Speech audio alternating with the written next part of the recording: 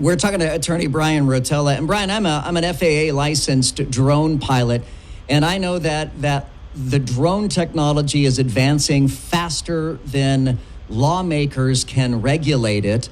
And I am absolutely certain the same is happening right now with artificial intelligence. This toothpaste, though, is out of the tube. I mean, I don't see a way to put it back. That's absolutely right. There's not a way to put it back. And what concerns me is I hear a ton about Hunter Biden and a ton about what's going on with the different Trump lawsuits, which are important issues.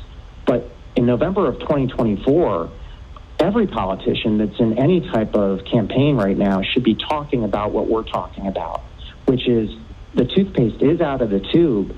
We should be having emergency hearings right now, and I know they've had some, but talking about how do we regulate what I call the override switch on artificial intelligence, building the trust, using my Star Wars analogy again, that R2-D2 is not flying the ship by itself, that there still is a Luke Skywalker.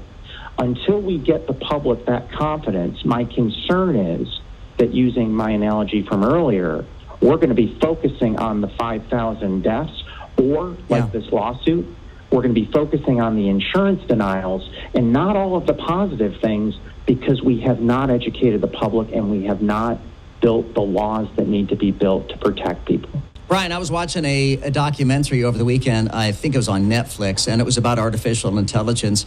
And there was a group of scientists who, like you represent, like you've been talking about. This was healthcare. And these scientists were working with the artificial intelligence, giving it commands so that it could come up with all kinds of new drugs to help people with a variety of diseases. And it was really astonishing how quickly artificial intelligence versus, old laboratory work of trying to create medicines, but artificial intelligence was able to create cures and treatments so much faster than humans could before. But then one of the scientists said, we ought to look at this and see what the other side of it is, whether or not we can create biological weapons, chemical weapons. And so they changed the prompts.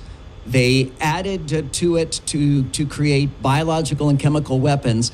And then they left the office for the night, and they came back the next morning, and there were literally like 10,000 different prescriptions, if you will, of chemical and biological weapons that have never been seen before. I mean, they were able to artificially create them just in a computer, and they presented their findings. They at first decided that they were going to keep it quiet and not let anybody know about their findings, lest anybody be inspired by it. But then they decided, and I think this was a good thing, to go public with it, get it published in a medical journal, so that everybody can see that there are real dangers involved in artificial intelligence. Joe, it's a great example, and there's a popular movie out right now, Oppenheimer, that talks about, obviously, real history. And what happened there, as we all know, is we had the Manhattan Project, and we had to do that because of war and life and death interests. But basically, they created the atom bomb and then worried about it afterwards. And I think that it's not to try to be overly dramatic, but are we doing the same thing here? The movie describes well how the overseer of it in Oppenheimer actually had regrets afterwards. And there's a great scene in the film, with whether it's fictional or not, of Oppenheimer talking to Einstein about what you were just saying.